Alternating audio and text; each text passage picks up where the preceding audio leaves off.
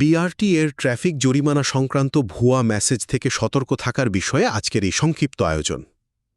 দেখুন, আজকাল প্রতারক চক্র কিন্তু বেশ সক্রিয়।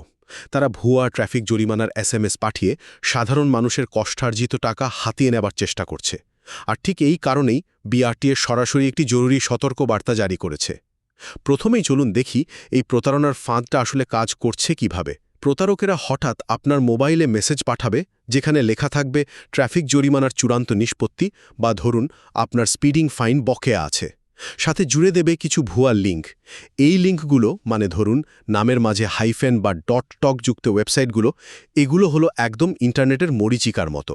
হ্যাঁ, দেখতে হুবহু আসল বিআরটিএ পোর্টালের মতোই মনে হবে, কিন্তু এগুলো আসলে আপনার জমানো টাকা চুরি করার একটা বিরাট ফাঁদ। এখন ভাবুন তো, আপনি কি না বুঝেই ক্লিক করছেন? দ্বিতীয়ত, এই ডিজিটাল মরীচিকা থেকে বাঁচার একটাই উপায়, আর তা হলো আসল লিঙ্কটা চিনে রাখা।